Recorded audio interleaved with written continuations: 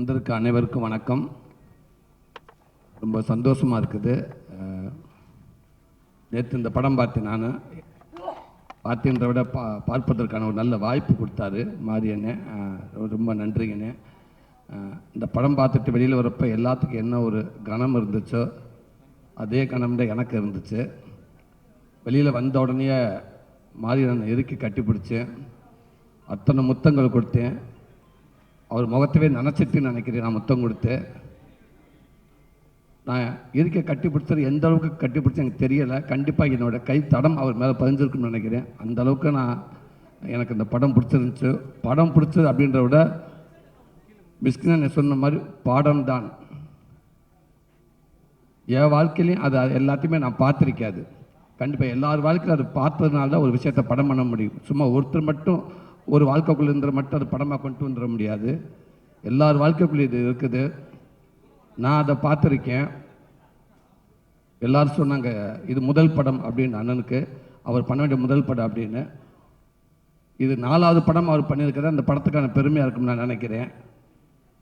இது முதல் படமாக பண்ணியிருந்தாருன்னா மாது செல்வராஜன் நம்மளோட வாழை அப்படின்னு போயிருக்கும். எல்லோரும் பார்த்துருப்பாங்க, இல்லைன்னு சொல்ல நல்ல விதமாக எழுதியிருப்பாங்க.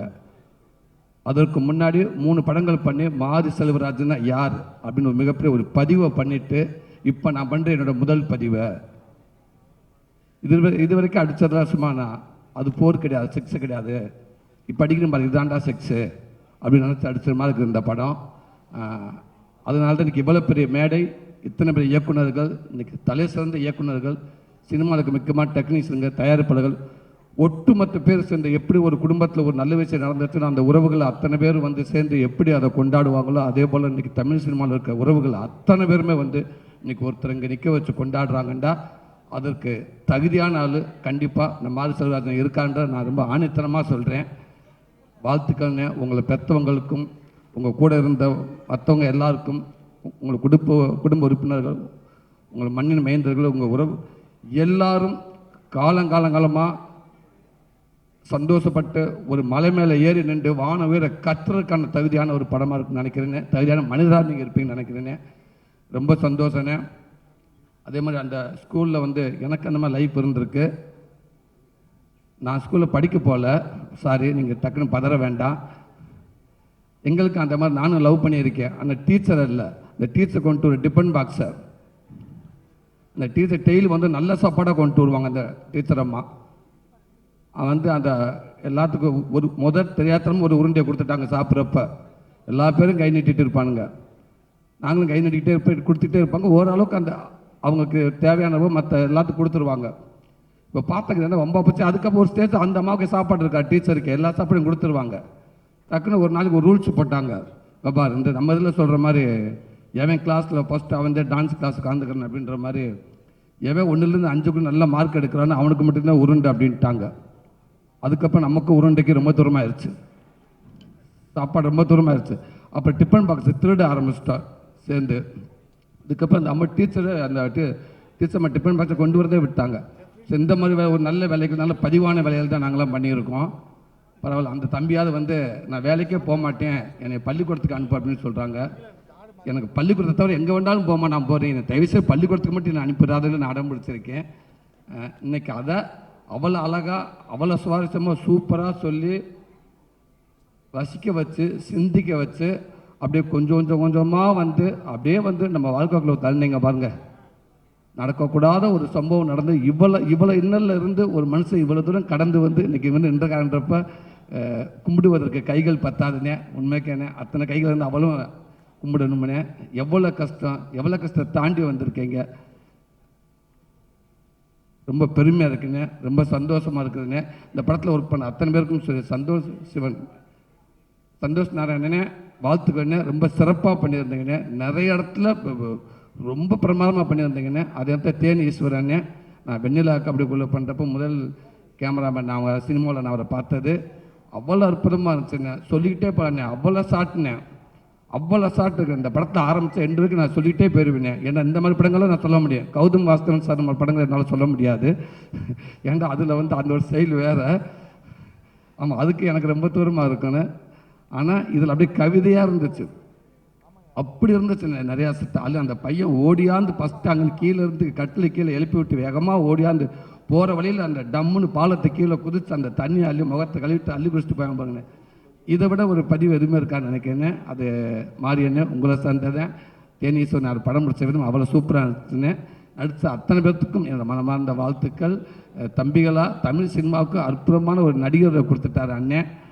அந்த செல்ல குட்டிகளுக்கு கட்டி பெத்தார்களுக்கு தங்க பெத்தார்களுக்கு மனமார்ந்த வாழ்த்துக்கள். எல்லாத்துக்கும் நன்றி. நன்றி.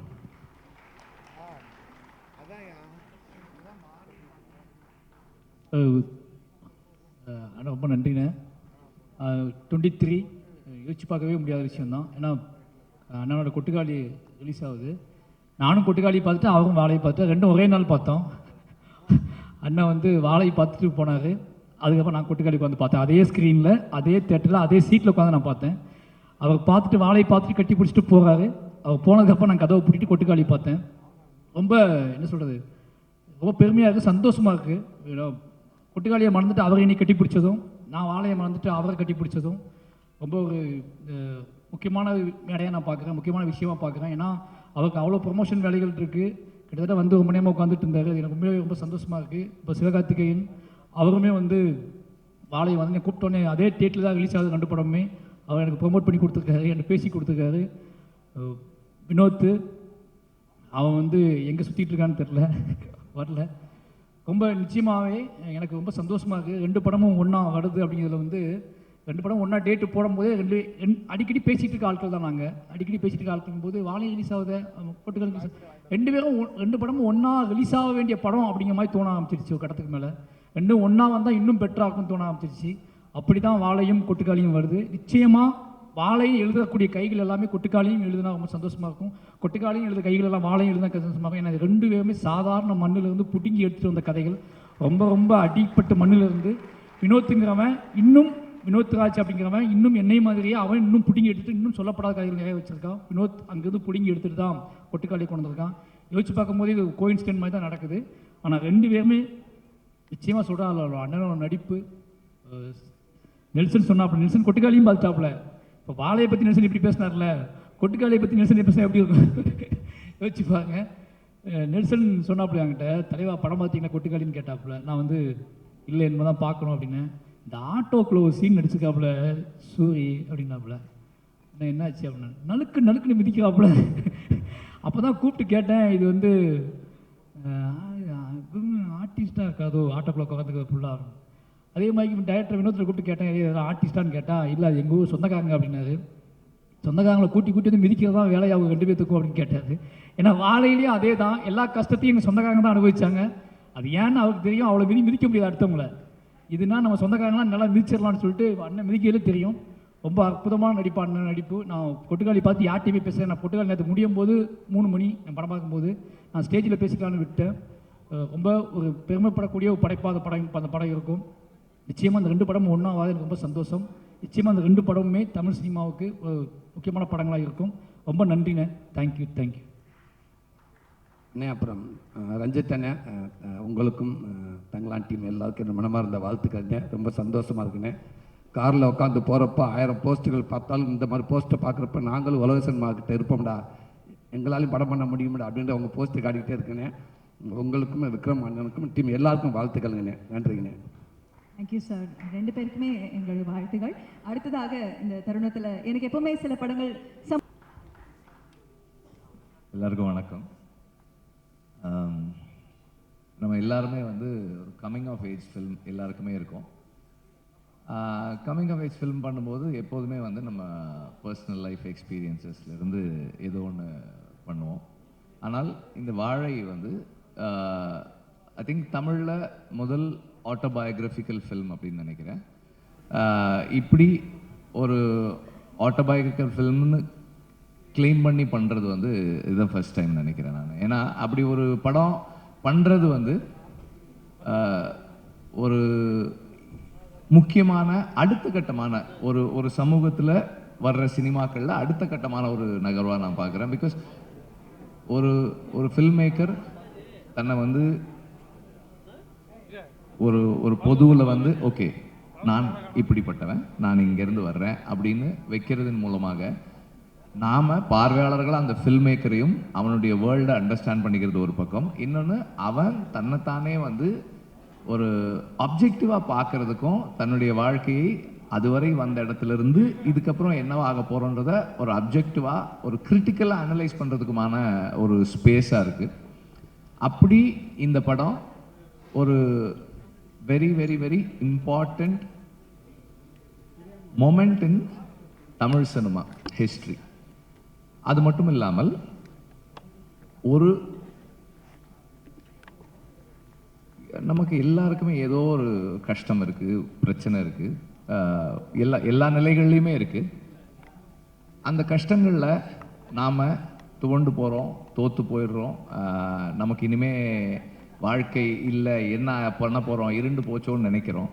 ஆனால் அப்படி நினைக்கிறவங்களுக்கு நம்மை விட பல சவால்களையும் இன்னல்களையும் சந்தித்து ஒருத்தன் இன்னைக்கு இவ்வளோ தூரத்துக்கு வந்திருக்கிறான் அப்படின்றது வந்து மாறி தன்னை முன்னாடி இப்படி இந்த படத்தின் மூலமாக தன்னை முன்வைக்கும்போது, சமூகத்துக்கு முன்னாடி தன்னை அப்படி காட்டும்போது மாறி வந்து ஒரு பெரிய இன்ஸ்பிரேஷனல் ஃபிகராகவும் மாறுறாரு. Not just as a film maker, just as a human being, ஒரு பர்சனாக வந்து ஒரு நம்ம எல்லாருக்குமே ஒரு மிகப்பெரிய இன்ஸ்பிரேஷனாக மாறுறாரு.